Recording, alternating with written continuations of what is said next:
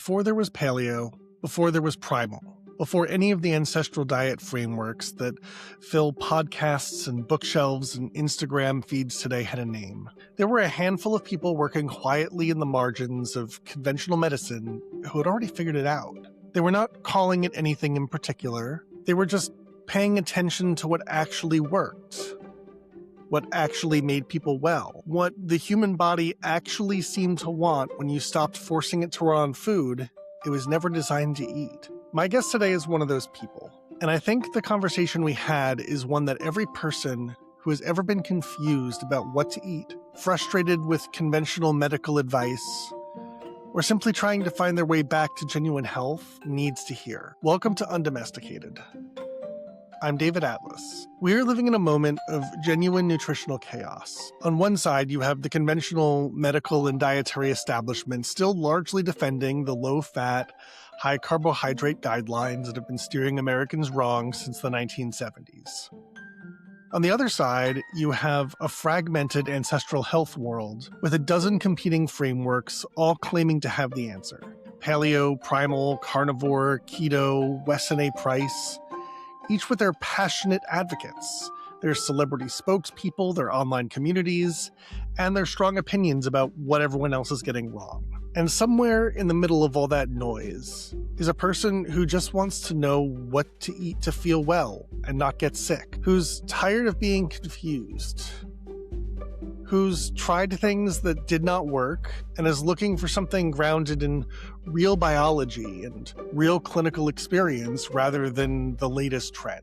That's the person who this episode is for. Because what my guest today brings to this conversation is something that most voices in the ancestral health space simply can't offer. She's been doing this work since before it had a name. She's been in clinical practice since the mid-1980s, helping real patients with real health problems through food and functional medicine, at a time when that approach was considered fringe, alternative, and more than a little eccentric. She watched the paleo movement emerge, develop, splinter, and go mainstream from the inside. She was teaching these principles to patients years before Boyd Eaton published his landmark Paleolithic nutrition paper in 1985. Years before Lauren Cordain wrote The Paleo Diet, and years before any of that entered popular consciousness. That perspective is rare and valuable in a space that sometimes has a short memory and an even shorter attention span. Beverly Meyer has been in practice as a clinical nutritionist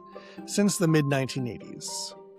Her website, dietandhealth.com, carries hundreds of deeply researched health articles covering everything from ancestral nutrition to hormonal health to viral illness and immune function. Her podcast, Primal Diet, Modern Health, has been running for 14 years. And is something like 300 episodes of substantive clinical knowledge freely shared with anyone willing to listen. I want to say that again because I think it deserves emphasis. 14 years of real clinical knowledge from someone who's been in the trenches of this work longer than most of the current generation of ancestral health influencers have been paying attention to it. Beverly's own health journey is inseparable from her clinical perspective. She contracted the Epstein-Barr virus as a college student in the 1970s and has found that conventional medicine had almost nothing useful to offer her. That experience sent her down a path of finding practitioners and approaches that actually worked, eventually realizing that she was accumulating more practical knowledge about human health than many of the doctors she was seeing. She went into practice herself and has been there ever since. Her framework is grounded, practical, and refreshingly free of dogma. Food first, animal protein and animal fats is the foundation, grains and legumes is genuinely problematic for most people, not as a dietary preference, but as a biological reality. Clinical testing that goes far beyond the standard labs that conventional medicine relies on, and a deep respect for the individual variation that means no single protocol works for everyone. Before we get into the conversation, I want to take a moment and talk about something that feels particularly relevant as we come out of winter and into spring. If you've been following along with my own health journey, you know that I'm actively working on reversing a type 2 diabetes diagnosis using ancestral tools.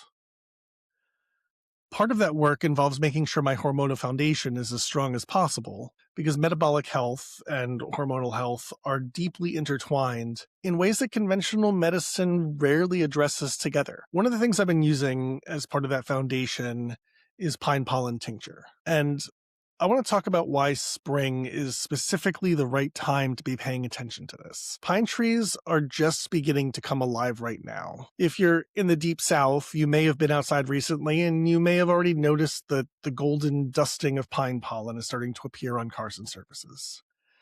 That pollen is one of the most nutrient-dense substances in the natural world and one of the only plant sources of naturally occurring androgens, including testosterone and DHEA. For men dealing with the hormonal decline that modern life almost inevitably produces, whether from chronic stress, poor sleep, seed oil consumption, or just the general assault of the modern environment on male hormonal health, pine pollen tincture is one of the most interesting botanical tools available. Unlike raw pine pollen powder, the tincture uses an alcohol extraction process that breaks through the tough outer cell wall of the pollen grain, making the bioactive compounds actually bioavailable. You take it sublingually, hold it under your tongue for about a minute, and those compounds absorb directly into the bloodstream. I've been using the pine pollen pure potency tincture from Surthrival, and it's a product I genuinely stand behind. Surthrival has been in this space for a long time, and their commitment to quality is real. This is not a supplement company slapping a label on a bulk ingredient. This is a carefully made product from people who actually understand the ancestral and wild health world. Spring is the right time to start.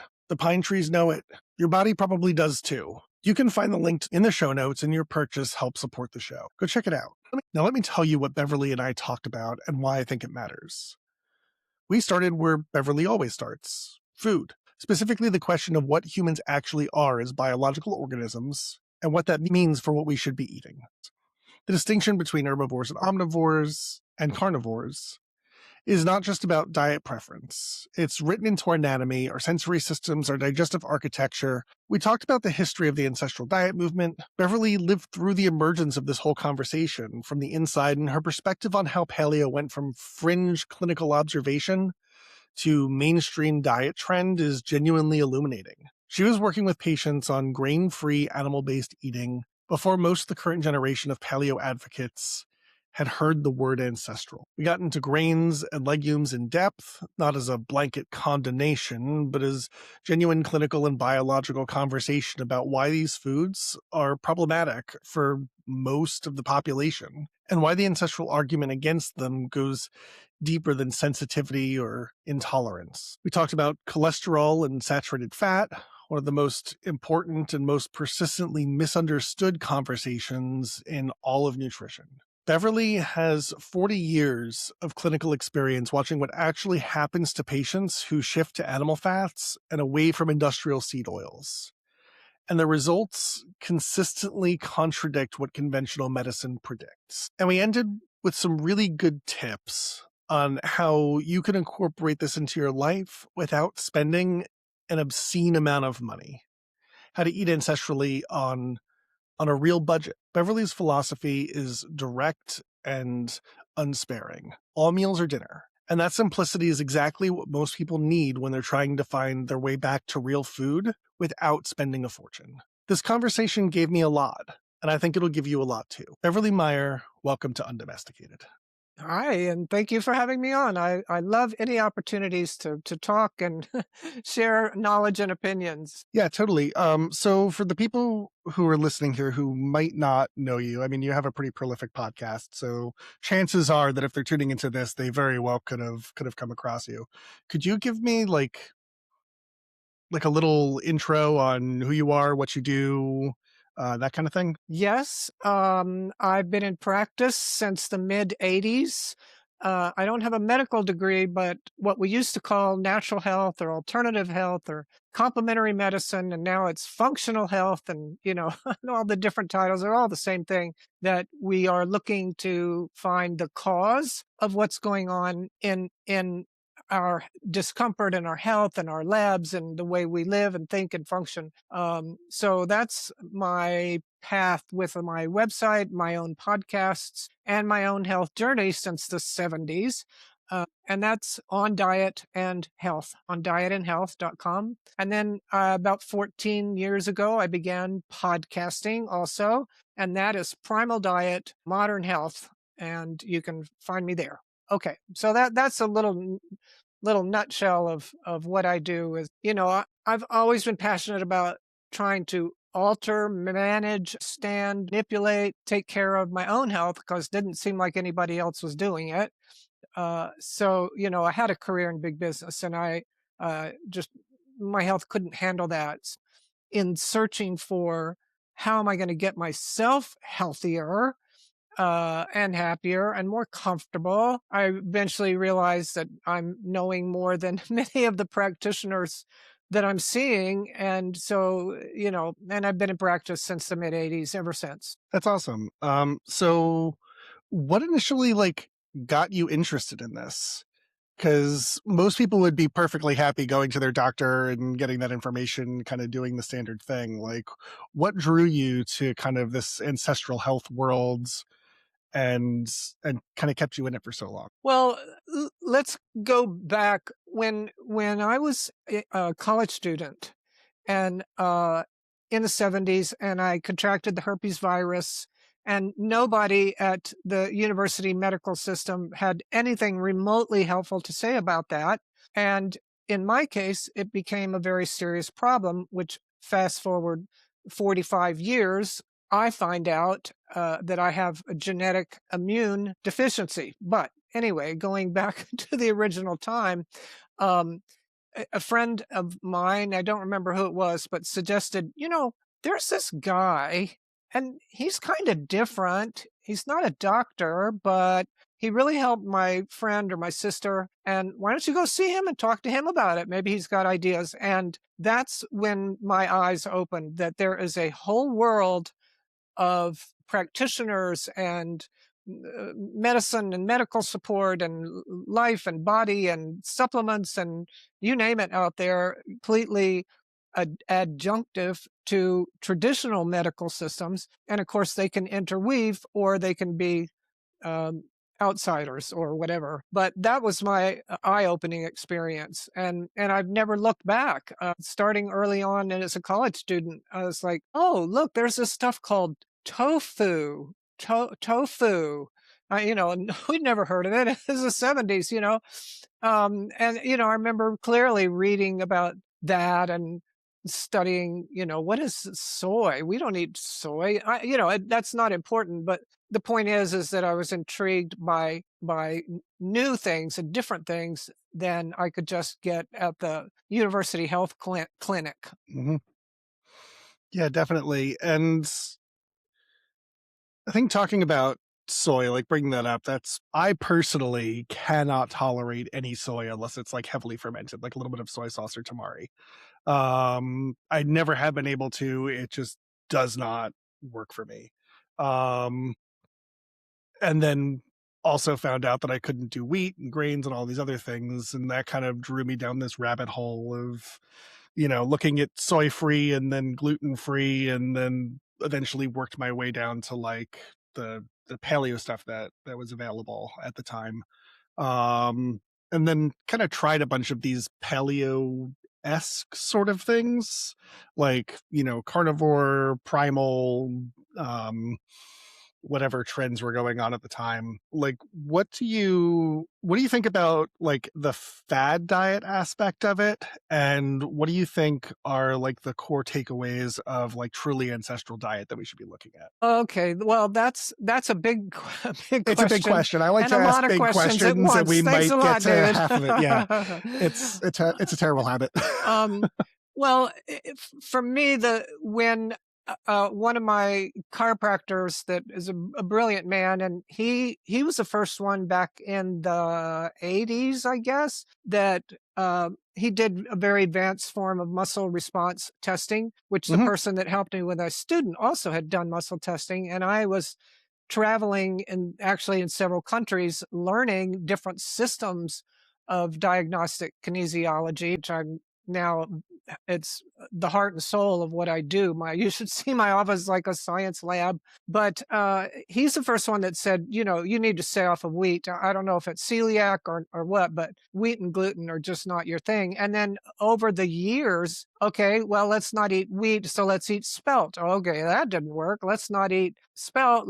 What about uh, something? So that's how I stumbled upon the fact that I personally could not tolerate grains. And let me define something about grains, because when people hear the word grains, they often don't know what we mean. So if you're an herbivore, like a horse or an elk or walrus, whatever.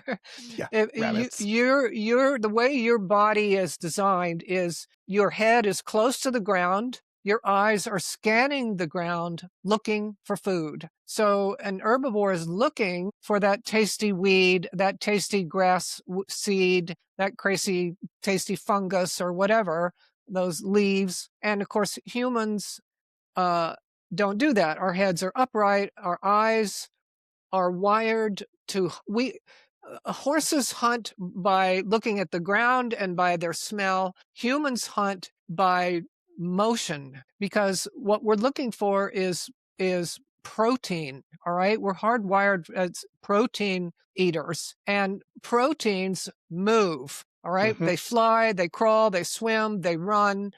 uh, Whereas leaves and grass and twigs don't don't run. So uh, our eyes are in a different place, and so it's just part of our basic biology that we don't bend over and eat wheat, rice, corn, oats, barley, spelt, oats, or said that, and then things like soy, which are technically is a legume, but there again also we don't graze on bushes and legumes in our evolutionary history. And yes, we could find something, and of course we had fire and we could boil it or whatever, but that's a lot of work to collect pods and shell them and cook them. But so anyway, we're much happier going after a deer and some mushrooms and some honey and a tuber, and the 3 strawberries that the 20 of us found today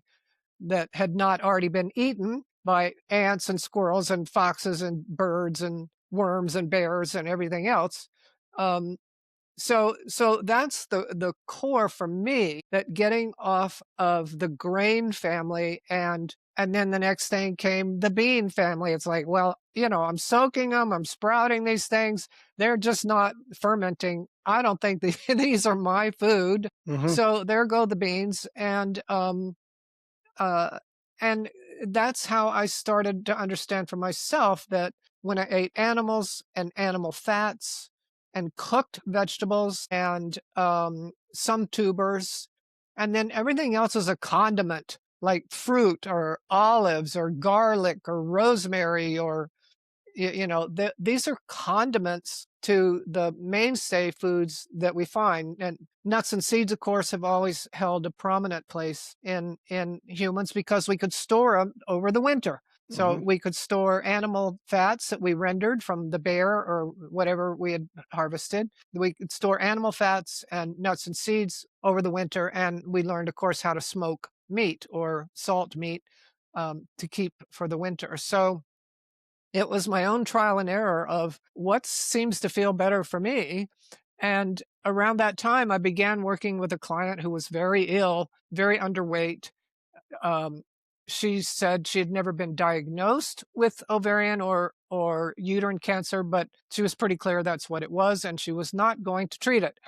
And I had been looking at the specific carbohydrate diet, EPS diet, the early work of Boyd Eaton on the Paleolithic prescription, Hmm. and my own understanding of what I could digest and what it makes sense biologically that a human can digest and is suited for. And so we began eating basically what we now know is called the paleo diet, the Paleolithic diet.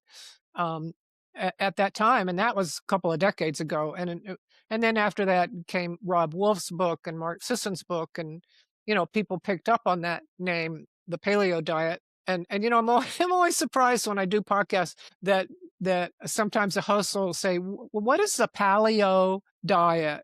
And I say it's from the word Paleolithic, like that half million or hundreds of millions of year period in our life history before we began agriculture. And so, yeah, whether you call it ancestral, biological, my DVD is the diet for human beings. And, no matter what you call it, it's basically looking at how are we meant to eat. Hmm.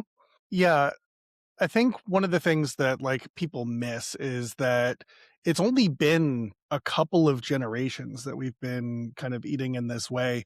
For some of us, like they say that the agricultural revolution started 10,000 years ago, but that's 10,000 years ago for one people in one place. Areas in, far northern Europe might have only been 1,500, 2,000 years ago that they started getting that. And then there's some people that it was yesterday. If we're talking about people that are coming out of the jungle in the Amazon and encountering these modern foods, like it's an ongoing process. And it takes hundreds of thousands of years to adapt to these kinds of massive changes. It's not going to happen in 2 years, 10,000 years, probably even 30, 40,000 years. So like looking back to what we've been doing for the past 200 to 300,000 years as Homo sapiens, and 2.5 to 3 million years as modern hominids, I think is something that people don't think about. Yes. So that I had three answers in my head, and of course I immediately forgot them all. Uh, but yes, the last we've had several ice ages on this planet where the Earth was a lot of the Earth was covered with ice, and the last ice age ended very recently, like 13,000 years ago. But humans came through that ice age like the champs, because of course we'd had fire a really long time. We obviously had skins, and we knew how to do shelters and communicate and hunt and store food. And so we had an exponential population growth during the ice age, and many of the animals died out because we ate them. Hmm. Well, I mean, it's like, where did the mammoths go? I mean, they survived previous ice ages. Why? Well, because we ate them. And yes, an ice age is a little hard to find vegetation when when you're a mammoth, but the elephants made it through. So, they're more equatorial, so they didn't Yeah. have And the then ice. I think the last mammoths died on a small island only 4,000 years ago. And that was mainly due to lack of genetic diversity, that their genetics just imploded. So clearly it's not the climate that was doing this. We were eating very large animals in very large quantities. Yeah, but then the big change that happened, 13,000 years ago or whatever, like you say, more or less, depending on latitude, longitude, seasons, etc., that the smart human tribal people began to say, now, wait a minute, why are we on the go all the time hunting things? Why don't we block off this canyon and dam up this river or whatever we have to do so that all the animals that, as far as I can see, we're trapping these, and this is our animal supply that we could stay here and defend, and which is of course the beginning of farming, agriculture, whatever.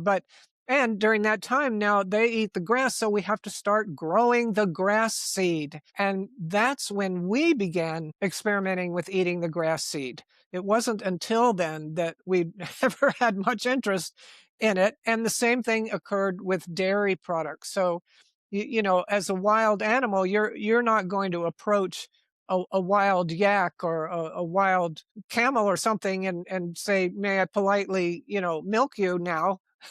So I would love to meet the guy that tried to milk an aurochs somewhere in northern right. Europe. So we had no dairy products, but now that they're living with us and we're feeding them and trying to take care of them, because now they're our health and wealth, if you will, we began harvesting and eating. Gee, that first two sips of that milk tastes awfully good. Well, we discovered cream and butter, right?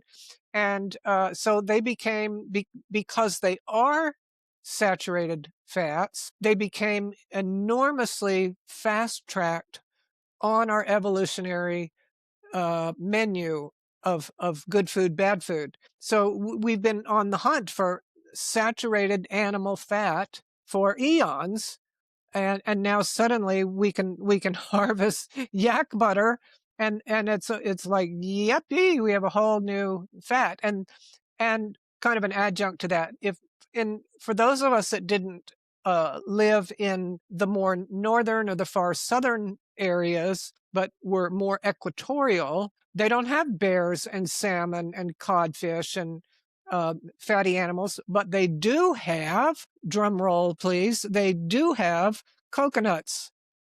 So the coconuts, of course, have an excellent oil, and it is a partially saturated fat. So if cold climates we got animals, warmer climates we've got coconuts, and so humans have always had a source of ready saturated fat, and we didn't eat a lot of. We didn't, olives and avocados. Who's finding ripe olives and avocados and then who's figuring out you have to treat them and then press them to get the oil? So, that's really new. So anyway, yes, people often are shocked, like, you want me to eat saturated fat? I said, yes, but not from cheap hamburger meat. I want you to eat the meats and the fats and the organs from the healthiest meat you can afford, grass fed, grass finished. And that's kind of a scam. A lot of meat sometimes just get packaged as grass fed, but they may not be grass finished. So, cows eat grass. All cows are grass fed. It's what happens to them in the last 2 to 6 to 8 months of their life where they're kept on corn and soy. That's the difference. And I encourage people to inquire about that. Okay, a grass fed, but are they are they pasture finished also? Hmm. And I mean, that becomes important with the omega-3 to omega-6 ratios that are in the fat. Can you talk a little bit about like the quality of the fat, and kind of why you wouldn't want to go for the, grain-fed, kind of feedlot cows besides, ethically, because they're supposed to be eating grass and grains in Right. nature. So Well, what's the difference? corn and soy is not a cow's or goat's diet. And it's the same thing as the first things we talked about. It's not our food. They don't eat corn and soy, especially not this corn and soy, which is so engineered to be in such a certain way, and big and tall and easy to harvest, and most of which is Roundup ready. So it's the seeds are already um, what's the word, genetically altered to be ready for massive doses of Roundup pesticide that won't kill the plant. It'll just kill the pests. But of course, then the commercial animals are eating all this Roundup as well. And then the grains. Thank you for asking this. The grains are high in omega-6. So 3, 6, and 9, the kind of the basic omegas, 3, 6, 9. So of course we hear of omega-3 like fish oil, and uh, people don't hear much about nines, but same thing there. It's pastured animals, but omega-6 is what comes from corn and soy. So this is a big factor in human health as well as the meat that we eat. Is that when we eat non-native animals that are eating something else that's not their diet, specifically corn and soy, that their fat becomes very much omega-6 fat, and that's part of why quote unquote meat is bad for us. It's because the animals, what they've eaten or what they've been medicated with, but a lot of this then stays with the meat and the fat. Yeah, and I think like historically, if we're looking at hunter-gatherer societies that are eating their biologically appropriate diet, we tend to find that they're eating kind of a one-to-one ratio to maybe like a 1-to-3 ratio of omega-3s to omega-6s. In our modern diet, it's something like 10 1 to to 1. right, Yeah, right. 10 Yeah, to it's 1. it's insanely unbalanced. So like anything we could do to narrow that gap a little bit is But now, and so, okay, so then now in the poultry family world, um, the best that most people can afford and or even know how to find are organic chickens and turkeys. So they're still eating soy and corn. It's just that it's organic soy and corn. Well, that's good. That's a lot. That's really, really helpful. I'm fortunate that I can afford to buy, and I have several different meat vendors around the country that some of them have pastured turkeys and poultry. So, I can make pastured poultry meatloaf with mhm, stuffed with olives and capers and, stuffed sauteed zucchini and, making meatloaf out of it without having that any sounds breadcrumbs. delicious. And it's delicious and, freezes well and it stores well. And that's one of my mottos is anytime you cook anything, make more of it. Mhm. So if you're going to cook one chicken, put 3 chickens in the oven and, tear the meat off and freeze it. And, you're, you're ahead of the game. Yeah, chickens and eggs are a funny thing because I've seen lately, you had organic, then you got your cage-free eggs, which were marketed as better. Um, Now I've seen a ton of places marketing as vegetarian fed Well, that means as they a eat plus corn and side, soy. which means Yeah. they eat corn and soy, but they're selling it as a benefit as opposed Right. to Yes, and of course, chickens are omnivores. I Mhm. mean, they've got huge claws and huge beaks. They Yeah, they're don't little need that to dinosaurs. hunt soy. I've seen They're them hunting they're mice and just tearing them apart. Chickens are absolutely vicious. chickens are absolute carnivores and herbivores. So they are Mhm. omnivores. So when you see something it's like, yes, of course, your commercial chickens are vegetarian fed because they're eating corn and soy. Right. But as Michael Pollan and other people talk about and teach and write about and YouTube about for a decade or more, the regenerative farming,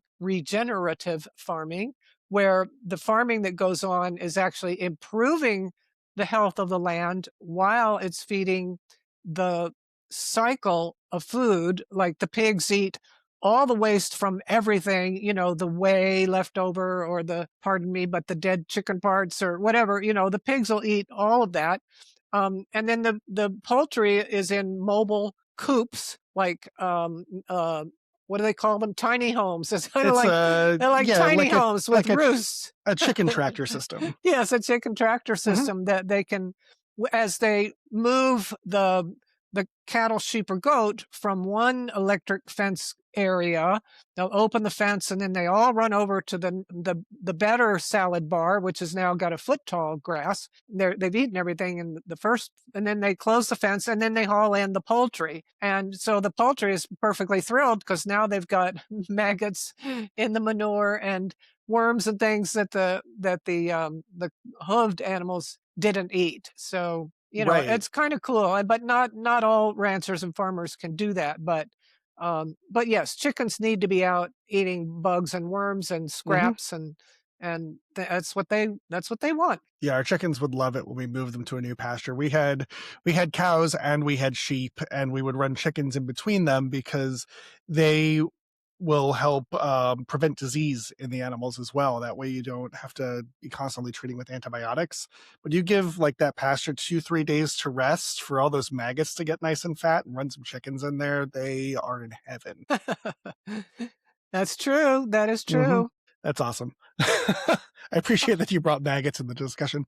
Oh boy. Um, And now I want to raise a really important point about whether we call it primal diet, paleo diet, ancestral, biological, a diet for human beings, specific carbohydrate diet, gaps, no matter what you call it. Um, Mark Sisson said it the best on the cover of his book, The Primal Blueprint, from I don't know how long the first volume was, 15 years, I don't know. But uh, that he has a couple of really good chapters on this that says clearly humans are born to be fat burners, but we Hmm. have become sugar burners. And I don't mean just corn syrup. I mean, Doritos or, or whatever, pasta, pizza, and Cinnabons. So we're born to be fat burners, but we have become sugar burners. And here, of course, is the one of the most important root causes of most human disorders is the insulin resistance and the metabolic syndrome and the weight gain that the carbs put on us, and eating all these grains and starches and carbs, and we've become sugar burners. But if you go back in time to our friendly 100,000-year-old man, uh he wants to eat the fats and the organs and the animals, and yes, the people back at the home place, well, they'll be gathering nuts and seeds and weeds and tubers or eggs or honey or whatever they can find. But they're looking for the meats and the fats and the organs, and that's what they run on. And Hmm. then but humans have that capacity that hunting is not a sure bet at any time. So we have a capacity when we don't have a nice fresh salmon or elk to eat, that our body makes and releases sugars that we can live on, or we can process any sugars in any body fat that we have. And so we have the capacity to burn sugars and run on them, but we greatly prefer to run on fats.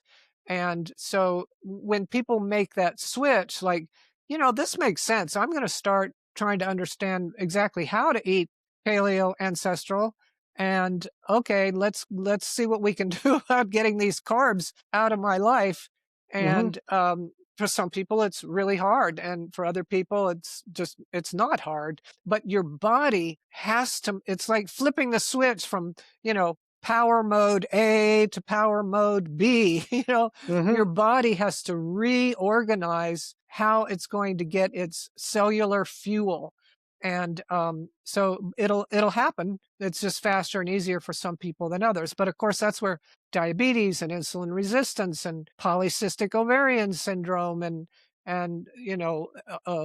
obesity and so many of our modern ills come, because we've basically third generation or whatever been living as sugar burners. Yeah. Now, what would you say to the people, and I've encountered this a couple of times before, the people who say that like you need carbohydrates to be able to function because your brain runs on glucose. Like you need a certain amount of glucose in your system for your synapses to fire and communicate properly. So if we're advocating for reducing or eliminating carbs as much as possible, how does that work? Well, we're not advocating to reduce carbs so much as we are removing the seeds of grasses and a lot of the legumes as well. But the tubers like potatoes and sweet potatoes, and of course the vegetable kingdom. So in the correct food pyramid for a paleo primal ancestral diet,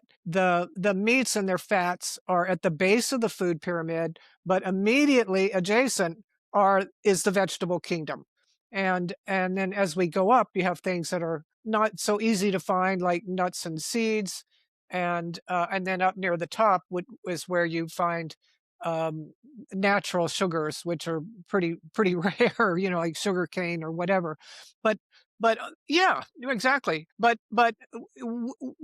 when we digest food, we turn it into glucose. I mean, we do run on the cells run on glucose. It's just the difference is that the nutrients and the digestive system for eating them and extracting the huge variety of nutrients from animals and gathering and vegetables and tubers and mushrooms and some eggs and some garlic or nuts or whatever. It's different, of course, than chowing down on a bag of Oreos and, or a big gulp, soda that's got I Hmm. don't know how much sugar in it. It's crazy. So we don't need that type of carb. But the way when I see clients, and I see clients virtually all over the world. So, and I've been doing that since the mid 80s. And so I want people to understand that you're going to feel better, sleep better, think better, function better, have better moods, better weight, all this stuff. If you kind of get back to your biological basics, and that I want people to get used to eating a lot of vegetables, which most of us have never been raised to do. And I don't mean salads. I'm talking about um, that 2/3 of your dinner plate is cooked vegetables. Hmm. And so this is a whole other podcast story, but basically we digest slightly cooked, grilled, steamed, whatever vegetable matter. We digest it better when we have heated it, and then trying to. We know this when you try to eat raw broccoli and raw cauliflower. We know they're going to make us gassy and uncomfortable, and they don't taste right. And it's like, yes, they don't, but let's steam them, and put some nice butter on there and some Himalayan salt, and they're quite tasty. Hmm. So it the I live alone, and I eat. When I bring home my groceries, I've got 10 to 15 pounds of produce a week in there. So I've got, spaghetti squash, butternut squash, eggplants, radishes, you name it. The whole 40-foot aisle is in my cart. The meats are easy. I can put 2 chickens and 2 crock pots and get the grill going, and you know, whatever, and produce enough cooked proteins for a week, which is how I do it. And then I put it away, half of it. But the produce, yeah, it's going to take a couple hours to cook all Hmm. that. But then you put it away, you freeze half of it, and then pull it out. I put it in ball jars. And so that they all stand up in my freezer in rows, and I can see, oh, I got tons of broccoli in there. Uh, so anyway, that's that. And then when you sit down to eat, you've got your animal proteins, you've got loads of cooked vegetables, and now you put the fats on everything, and then top it with some Himalayan salt, and then anything else you want that's a condiment, like olives or garlic, or maybe you're going to saute it in garlic oil or whatever. But having food just cooked and ready to go. I have a free ebook on this. So anybody that subscribes to anything on my website, they'll get this ebook. It walks you through how I've cooked for 20 years. And all of this is basically how I came to feel better in my own body and understand my digestion or my gas or my hunger or my mental fog or whatever. And but before before the Primal Paleo books and podcasts came out. So yeah, so that's the way to go. Yeah, I think that's where more of the keto carnivore crowd take it a little bit too far with trying to completely eliminate that. And I mean, your body can turn triglycerides into some amount of glucose, but that's not a sustainable way to do that for Yeah, we're hunters and 99% of gatherers. people. Right. Sorry, I interrupted you. But yes, we are hunters and gatherers. So we do eat plant matter. I mean, nuts and seeds are, really balanced between protein, fat, and carbs. They're like a 30-30-30 food. Um, and tubers, of course, and root vegetables, or anything that grows under the ground, is going to have more carbohydrates than something that grows above the ground, Hmm. except for the grains, because they're just pure carbs. Right. But yeah, so we get plenty of, and I make sure I do eat yams and sweet potatoes and so on, so that I do have a little extra straight carb in addition to all my veggies. So I think that is important. And when you look at your labs, your blood work, you I always encourage my clients to, when you look at your labs, aim for the middle of the lab. So if you're looking at a lab that your doctor has said, "Oh, everything's fine, see you in a year." Well, now wait a minute. Let's quickly scan those numbers while you're with a physician and say, now, This one says the range is 20 to 100, and I'm at 25. Doctor, is this an ideal value? No, it's not an ideal value. Hmm. You have fallen within the omega curve of the people who are sick on both ends of the middle, So many people don't basically. even look at their labs. Well, I know, but you can get a lot of information out of even basic labs just Hmm. by using that simple rule of, am I in the middle of these numbers? Cholesterol is artificially manipulated, so that rule doesn't really apply. Humans have always had a little higher cholesterol than what they're telling us we should aim for. Um, Anyway, you that's one way you can look and see. Well, now my ferritin, which is iron, stored iron, sit at 17 and the range says 15 to 150. Should I be concerned? Yes, you should be concerned. You're very anemic. And why? Why is that so? Do you have a bleeding ulcer? Are you vegetarian and don't eat any red meat? Are you uh, a woman who's been told to basically stop eating and just fast a whole lot and then have a little salad and 2 bites of fish, and that's all you need to sustain you? Well, no, that's not going to work either. So I can get a lot of information from basic blood work. Hmm. Something you talked about a second ago in there too with like potatoes and all that got me thinking, do you prefer different kinds of vegetables like Jerusalem artichokes over potatoes, arugula over romaine lettuce? Like what do you think about that sort of thing and trying to get more of like the wild type, more of the bitter foods and Yeah, that's a good question. But no, I basically say shop the whole aisle, look for things that uh, are going to go along just fine with steaming or grilling or baking them. So I don't eat a lot of lettuces and things. There's no calories in them. There's no food in that food, if you will. A plate works better for me than a big handful of baby vegetable leaves. So that's fine if you want to have a salad, but make sure that what's on the salad is your actual your actual food, your hmm 4-ounce serving of salmon and the cooked green beans and the cooked asparagus and all the fats that you're going to put on there, and avoiding under all circumstances anything to do with canola oil or soybean oil or sunflower oil. Yep. That's a whole other topic, is That how was actually going to be my next question, is about those seed oils, because with a lot of these ancestral diets, we talk about how nuts and seeds are great, but then we also talk about how seed oils are one of the worst things that you could probably eat for your health. So could you talk a little bit about kind of the disparity about that between how whole seeds are pretty okay and seed oils are very not okay? Yes, and then there's the whole nuts and seeds versus soaked and dehydrated nuts and seeds, which is the only way I eat them. But most people may not want to go that far on their on their health or whatever. But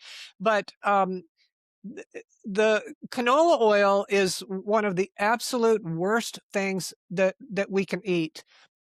It's from a grass called rape seed that grows in Canada. And so when some smart person figured out a couple decades ago that they could press this plant and get an oil from it, they didn't want to call it rape seed oil, No, so it's they not called terribly it marketable. Canadian oil. Okay, canola oil. That's where the name comes from. But rapeseed is just um, canola oil is, as we talked about, the soy, canola, the seed oils are pure omega-6. And that is inflammation in a bottle. We do not want omega-6 foods. Yes, chickens have some omega-6 in their meat. That's okay, but that's a little different story. So when you eat Brazil nuts or soaked almonds or whatever, you're getting proteins, fats, and carbs, and the oil is not been processed. It's not oxidized. It's still part of the food, hopefully, and yeah. So and people don't realize this, and I hate to tell people this, but most oils you buy are cut with canola oil, and they're not required to say that on the label. There are consumer groups that have been fighting for this for decades, and it's just not happening. So, that bottle that says 100% pure organic olive oil may be actually 49% canola oil. And if you're going to eat olive oil by European or Argentine oils, where they're like, absolutely, I'm not cutting my oil with canola. It'll be in a dark glass bottle. And when you taste it, it's green, sometimes lightish green, sometimes very dark green, and it's spicy. It has a little kick to it, which of Hmm. course Americans can't tolerate it. So let's just water it all down with canola oil. And then you can sell it as olive oil for 6 times the price. But anyway, and same thing, unfortunately, is true of avocado oil. Most of it now is being cut. So I do eat chosen foods, avocado oil. I've muscle tested a bunch of different avocado oils, and that one tests the best. So I Hmm. stick with that. But I don't eat a lot of it because it's not a natural human food. But I do eat it, and there are times when you need some oil for your food that you're grilling or whatever. Um, but that's fine. And same thing, I thought you were going to ask me about potatoes and nightshades that, um, uh, so potatoes, It's a good place tomatoes to go. have, Potatoes, yeah. like nightshades, are something that I personally don't have a ton of issue with, so it's not something I think about. But there are so many people that are avoiding nightshades, so that's definitely a good thing to go into. Yeah. So potatoes, tomatoes, every form of pepper, like green pepper, red pepper, pimento, but not like black pepper that you crack pepper on your salad. So vegetable peppers, eggplants, tomatoes, and potatoes, but not sweet potatoes. They're a completely different family. They all contain a substance called solanine, and solanine is actually a pretty deadly poison. And this is why when we took potatoes or tomatoes from the new world back to the old world into England, they made people sick, and they call them the deadly nightshades. So we've had a little bias against these, but now we're so used to eating them. So uh, I don't have a definitive answer for you on this, and I don't think anybody else does. But most functional health practitioners might say, and you have an autoimmune disorder, avoid nightshades. But the evidence for it is not 100% clear. It's, you know,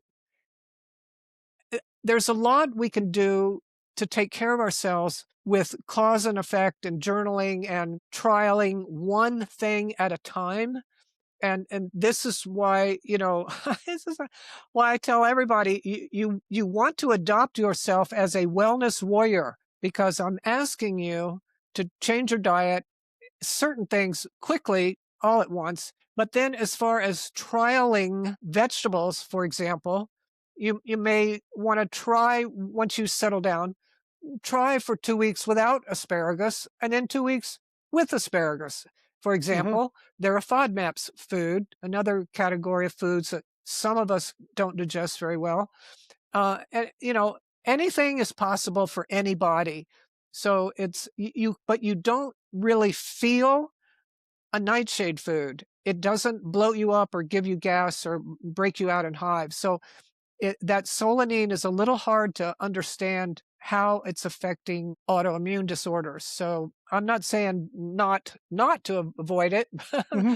I'm just not clear about it. And for me, I muscle test what I eat. So I don't eat potatoes and peppers and eggplants, and I haven't eaten them in decades. They don't test well for me, so I Hmm. don't eat them. That's yeah. And is the solanine something that like breaks down with cooking, or is it something that remains kind of persistent in the food? Yeah, no, think of it, it's like a mineral. It's still there Mm, whether you've cooked it or not. It's not actually a mineral, but it's a toxic substance. And no, cooking doesn't break solanine down. okay. Yeah, I used to, when I was down in Florida, I used to grow and eat a ton of a plant called chaya, which I absolutely love. It's in the same family as cassava, but you eat the leaves. And it contains cyanide compounds. Huh. but you have to cook it and do like 2 or 3 water changes, and then it's like the best spinach you've ever had in your life. And a lot of the foods, like especially a lot of wild foods, are like that, where you have to cook them and possibly even change the water once or twice to Yeah. get rid of those. So that was something that I wasn't sure about with the nightshades. Well, and of course, we know that, we attribute it to the indigenous Americans that acorns can make excellent foods, but no, you cannot grind them up and eat them raw. They have to No, be prepared or they no, are that's a poisonous. mistake you'll make So, once. yeah.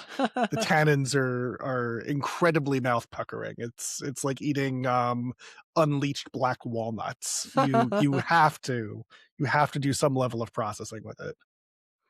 Um, so one of the other complaints that I see a lot about these ancestral diets is that they can be very expensive. You're talking about grass fed, grass finished beef, which can sometimes be upwards of $20 a pound, or avocado and olive oils, which could be $30 a bottle. Like, how does someone take these core principles and make it into something that, your average person can actually afford to do? Yes, good question. And I went to a new farmer's market actually just a few days ago that I'd never been to before.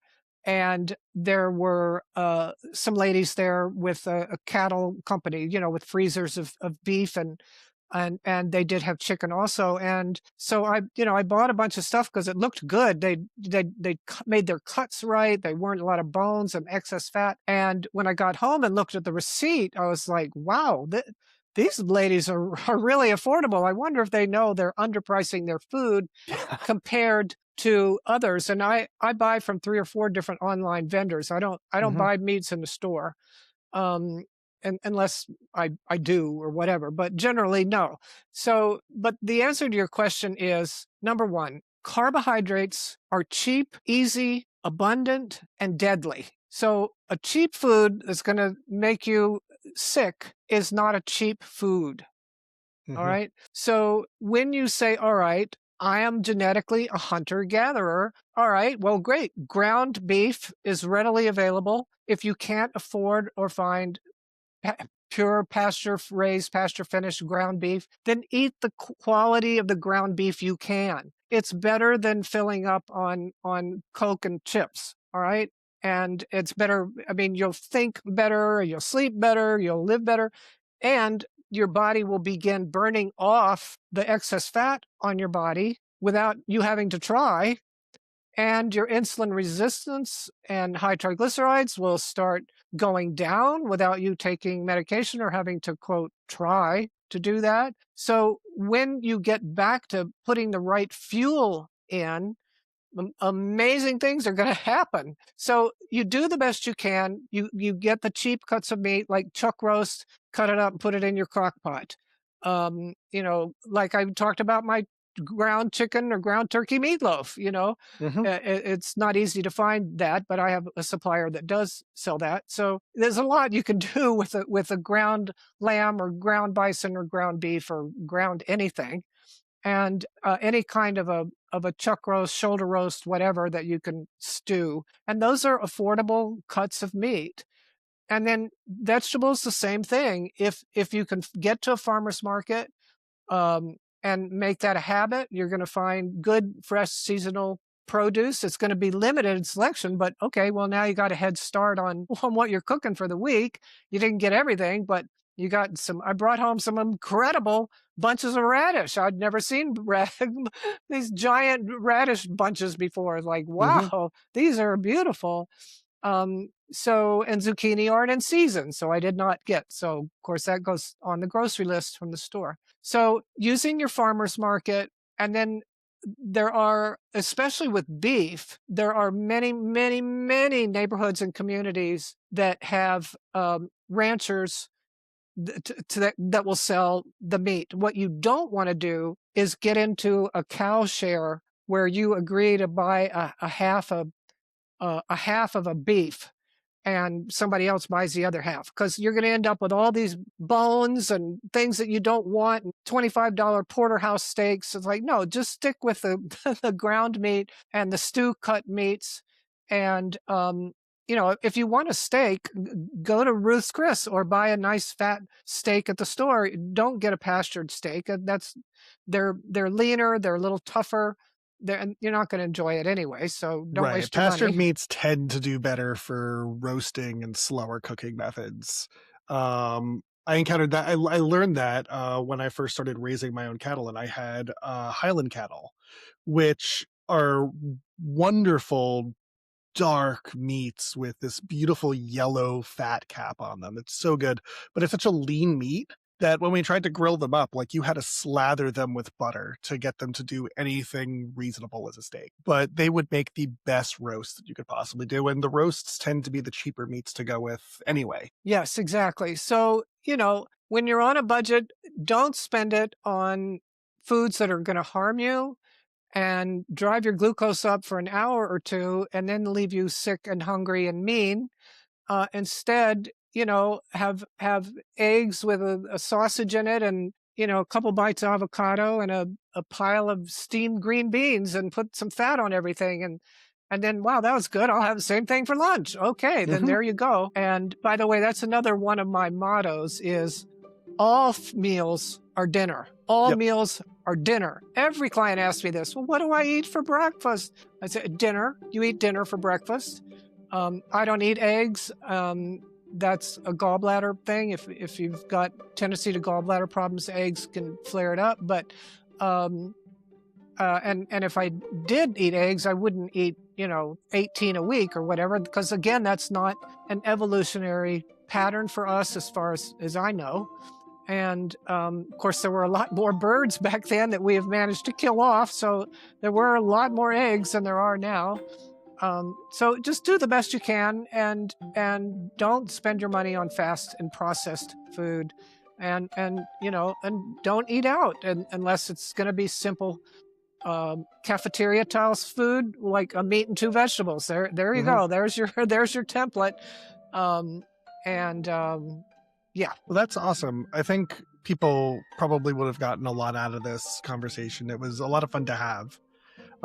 Where can people find more about you if they want to work with you directly? Well, I have a huge website. There's hundreds of my articles on there. They're all health articles. They're not just little chatty blogs about my trip to Spain to eat hamburger or something. I don't know.